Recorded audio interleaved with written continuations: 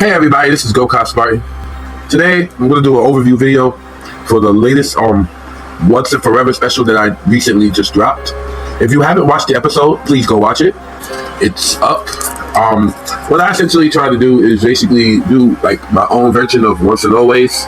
Essentially, because I saw Once and Always, I really liked Once and Always. Like I thoroughly enjoyed it. Like me and my girl, we both watched it, and she's kind of new to Power Rangers. Like she watches Power Rangers, but mainly because I watch it. But more or less, she really enjoyed it, and I really enjoyed that special. But it didn't have Tommy, Trini, Kimberly, and Jason in it. It just had, Rocky, Catherine, and a lot of us fans.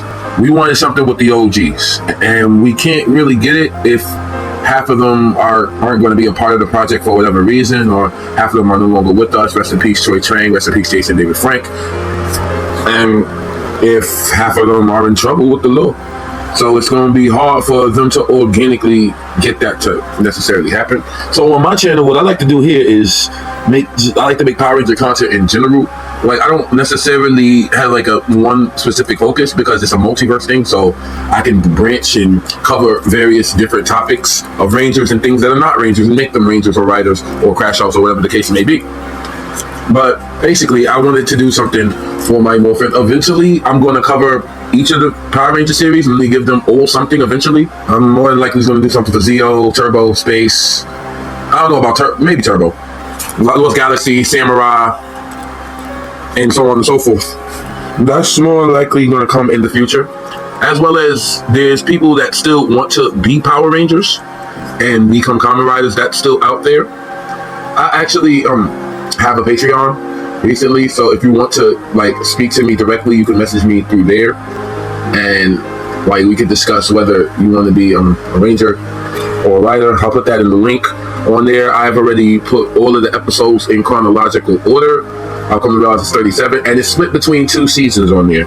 Season 1 would be everything from the first episode with Tommy and Draken clashing, the Abyss of Evil opening, all the way up to the end of the long night when the Westeros forces fought the Night King. And season 2 would be from the search from Tommy all the way up to Once and Forever, where we're at right now, and anything that I post after that until I make a season 2 finale. I could consider the Once and Forever a season 2 finale, and this could be season 3 because it's kind of different because here on YouTube everything is just considered season 1, but I actually separated it on Patreon where season 1 is all the way up to the Night King battle, and season 2 is all the way up to the Lord Zed battle. So basically that's what's going on there. And if you want to become a Ranger, or if you have any ideas that you want me to create, we could discuss, negotiate, and we can get something going, because I want to be able to include other people into the project, and also want to add other things into it as well, and just cover everything that has to do with Power Rangers as well.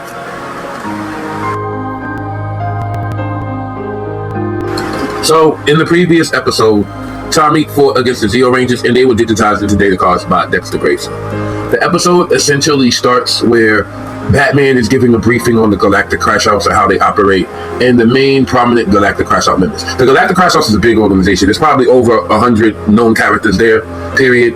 But I just gave them just a brief explanation for just the main forces that kind of drive the story. I probably should have added an extra segment for Athena and Poseidon and the Greek gods. Maybe I'll add an extra one if I make the longer episode, whenever I make it a movie. Probably add something there, or maybe Batman will give another briefing on other characters in the future. But basically, I do that just because there's a lot of newcomers to the story. There's a lot of newcomers that come across these videos that are already late and they haven't seen the early stuff. So it'll give them an explanation on what this story is about and who the villains are, who the heroes are, and whatnot. Now, the scene pans over to the Flawless Military, in which they bring Jason back. And now that Jason's back, he's going to essentially go back with the team. But for Jason's character, he specifically has beef with Ikage, and that's going to be in Soul Calibur, if you play Soul Calibur, which this channel was, which is why you see so much Soul Calibur content in my videos, because before I even made Power Rangers Ultimate Universe, this was a Soul Calibur channel, and I used this channel to create every Power Ranger and every main antagonist in that, and you can check out those Soul Calibur videos. there. But in the Soul Calibur universe, we have something called a destined rival or a destined opponent. And while I was walking outside today, I was thinking, who are the destined opponents for each of the villains, like, or the heroes?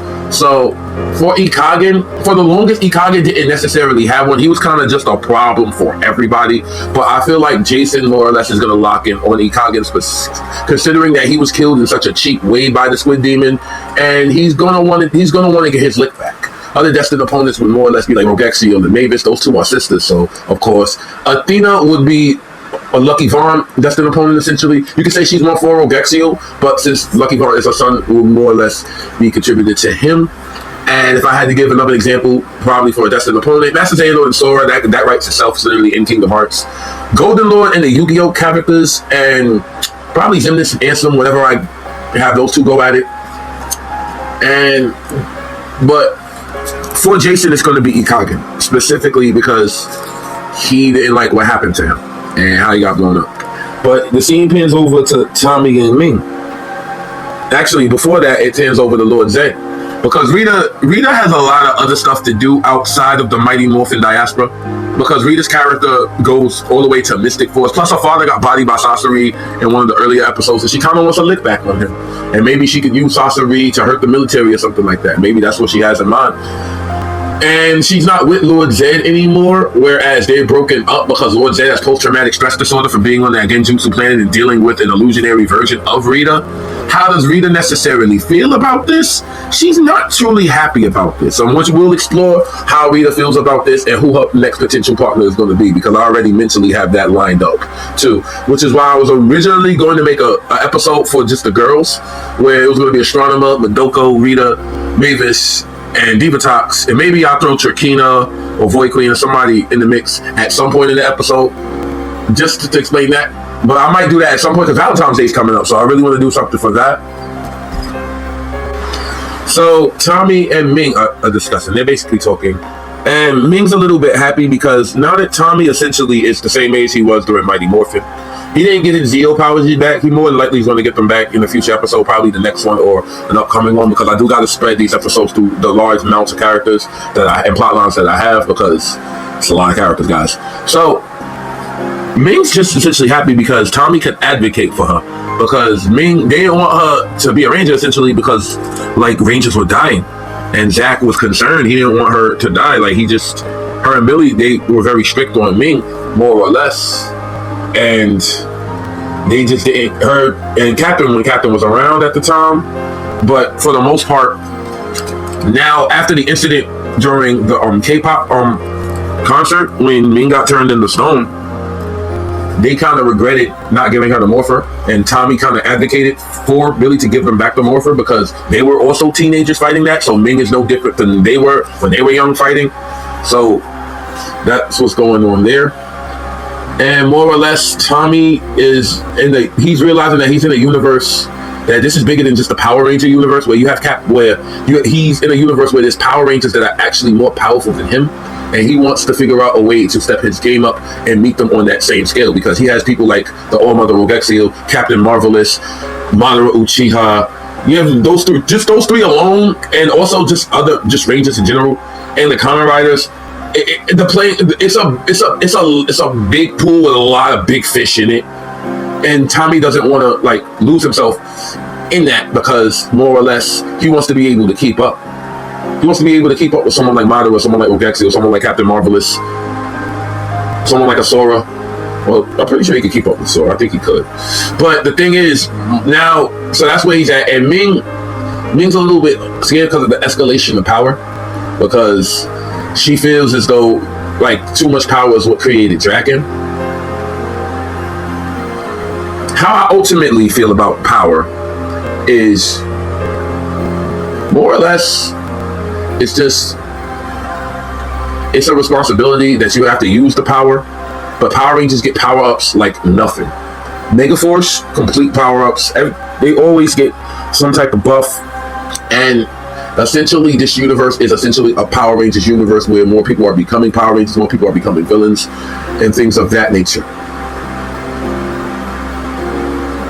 What ends up happening next is the Putties attack. And I did throw an Easter egg where Vince McMahon and Triple H are there. Also, my friend is there too. He's the one with the gauges. Yeah, my friend Chris is also in the putty attack. But yeah, and somebody commented wondering whether I was going to throw wrestling characters in there in the future. The truth is, I initially didn't have plans for that. I did. But it's kind of on the menu now because my gears are kind of running. I'm kind of thinking about what red wrestlers would be suitable for Rangers or villains, whether I want to do a wrestling-centric storyline and stuff like that. Because I do like wrestling. I'm an active wrestling watcher. I haven't really been tuning in as much since John Cena retired and stuff like that, but I'm a huge fan of wrestling. Like there's not really that many wrestlers left now because most of the legends are old. So we got like, what, Randy? They're CM Punk, but I don't really jack CM Punk like that. A lot of people like CM Punk, but I'm more of a Randy Orton, Shawn Michaels kind of guy. The Rock's not there no more. Roman Reigns is still there. And they still got the women's wrestlers, Jade Cargill and Rhea Ripley, Bianca and Naomi whenever they come back. But yeah, so wrestling might be on the menu. So they're fighting the putties. They vanquished the putties. During the fight, Ming comments that Tommy's using Ki Blast. The truth is, Power Rangers just be having random powers at times that they don't even explain. So I just figured I'd explain the Ki Blast thing a little bit. So they clear through the enemies, and now they hear they hear jingling, they hear the sounds of hard footsteps walking through, and they see some steampunk robot dude, and he's walking through, and he's basically the reason why I chose Schwartz from Tokyo. This character I renamed him. His name is Cornelius Lewis Shadowstein. And he's going to be a part of Lord Zedd's forces because each of the villains in Power Rangers are all supposed to have their own forces. Lord Zedd was a season 2 villain in Power Rangers, so he got all of Rita's forces. But considering that this is a new canon and Rita Goldorphin, so Rita kind of has her kit with her, I would figure for Zedd, he just have the kit he kind of had in Cosmic and Dino Fury with Void Queen and Void Knight. The thing about, whenever I cover Void Knight, it's more than likely going to be a copy of Tarek or something like that. But more than likely, the Tokyo villains are going to get repurposed for Zedd's forces. Schwartz, Zedd, the lady, I forgot the other one's name, but there's basically the old lady one that she's going to be there, and Baron Nero. So they're going to be repurposed into Zedd's forces, essentially. And in this battle, Cornelius calls Ming a weakling. And he basically, essentially one-shots her, gives Tommy a reason to fight. So now Tommy has to fight him. And at first, Tommy loses the battle to him because he's never fought this guy before. And, it's a general. He's like the Eclipper, the Goldar, obviously, of Zedd's forces, essentially. So the fight kind of got to be serious. But the other Rangers show up, and Ming catches him off guard. She stabs him in a weak spot, and then Zack is able to bombard him with bullets. Void Queen shows up, and she does the finger beams. And we've seen her do this in the show, but we've never seen her do it to the Rangers. I've seen her do it to the Rangers in the comic books, where they kind of treat Void Queen like a Frieza kind of like character. So I figured it'd be cool for her to be that way as well. So now she summons the Sentinels, which they're using Bajillionaire's forces, the Sentinels, the Squid Drills, to create the Sentinels, because that's how the Sentinels are created in Cosmic Fury. And Bajillionaire has been reduced to dust at a molecular level so much that her soul basically didn't even return to action. She got extinguished from existence by Itachi. So they can't even bring her back through Monster Reborn, nor can her Cthulhu regeneration bring her back.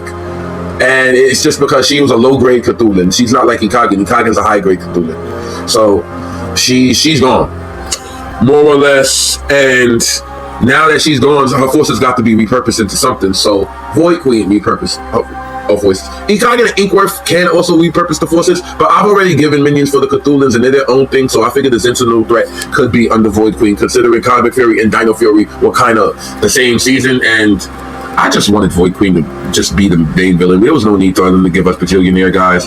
Like, I'm gonna be real, I like Bajillionaire, but I like Bajillionaire mainly because I started covering Bajillionaire and I started getting into the mind of that character and stuff like that.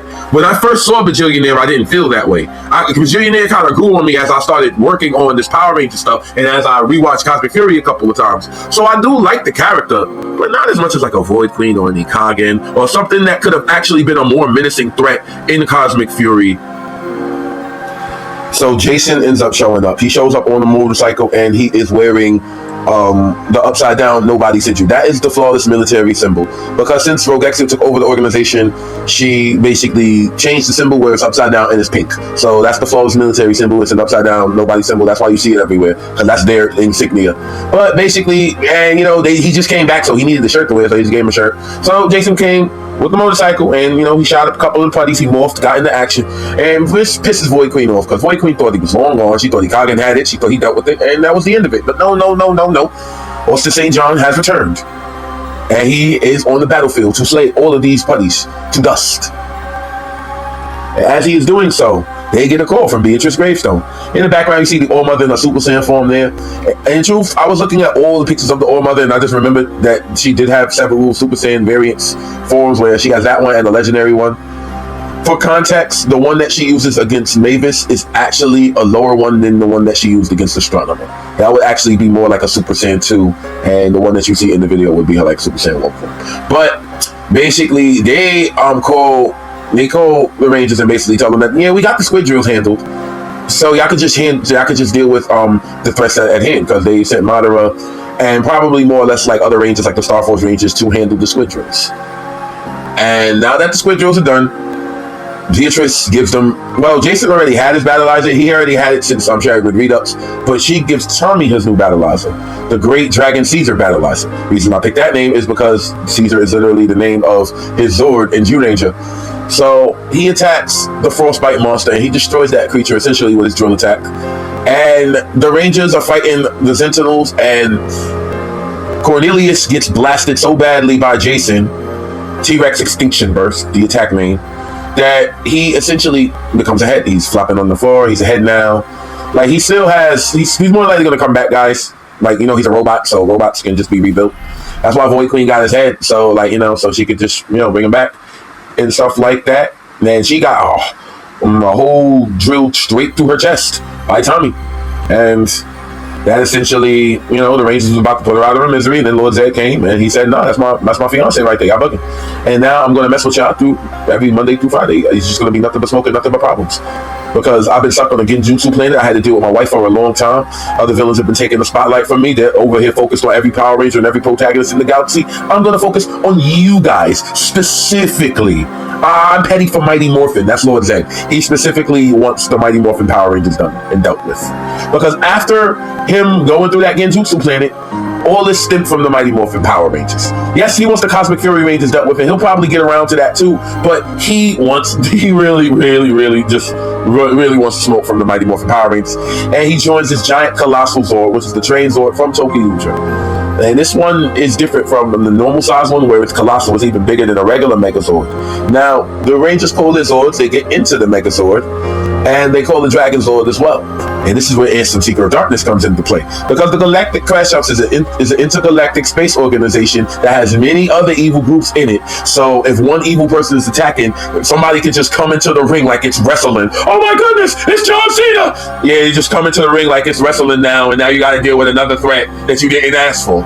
So he summons a bunch of dark sides, and now the Dragon Zord and the Megazord not only gotta fight this titan of a Megazord, but they gotta fight these dark sides as well. So now the Dragon Zord and the Megazord, they're fighting all of these threats, and the Megazord is fighting the gigantic mech, and it's not winning, it's losing, and the gigantic mech is blasting both of them. It gets to a point where they figure they need a little bit more firepower. So Billy suggests that Tommy merges his Zords together. Tommy ain't never did this before, but Kimberly says, "Hey, I did it." And Kimberly did do it. When Kimberly had to fight against Heartless earlier on, she combined her Zords together to create her own Megazord.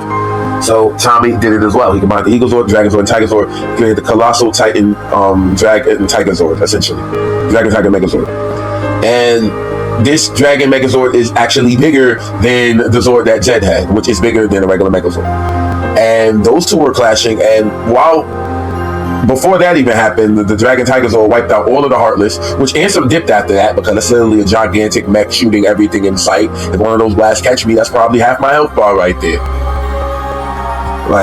So Ansem dipped, and now Lord Zed got to fight all these people by himself, and they make it even more unfair for Lord Zed because the Rangers decide, hey, let's use all of the Megazords. So they get the Thunder Megazord, the Ninja Megazord, and the Shogun Megazord, each piloted by one of the other four Rangers. It's not Jason, because Jason was the one who summoned them.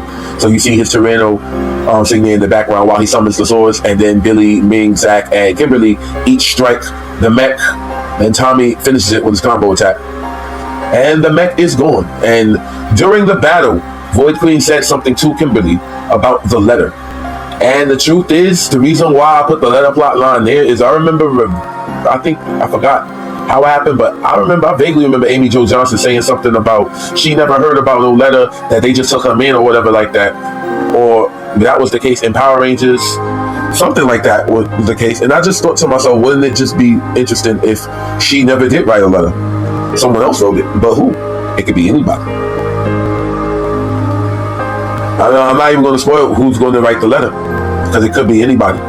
Power Rangers is a big universe. Who says even anybody from Power Rangers? It could be somebody outside of Power Rangers. It could be one of my OCs maybe. Or it could be one of the villains. Or for all we know, it could be freaking Bulk and Skull. But that's a mystery that I put in there. And she doesn't want to burden her team with this. The reason why is because Jason just came back. Billy and Zach are stressed enough trying to save the world in a galaxy with the galactic crash offs, and trying to be parents at the same time. And Tommy is literally young, and even if he was older, he still has Catherine and his son and all that, so he's already established. So Kimberly doesn't want to bring this to anybody. So since she can't bring this to the Rangers, and this is a big universe with mad characters in this, she enlists the help of the Spider, Lord Varys, to look into the matter. Because cosmically speaking, they could probably find out who sent the letter and why. Mayhaps one of the scientists could have some type of device that could figure out what happened back then. Maybe a green seer or somebody with mental power can look at. The point is, the information that Kimberly seeks is findable.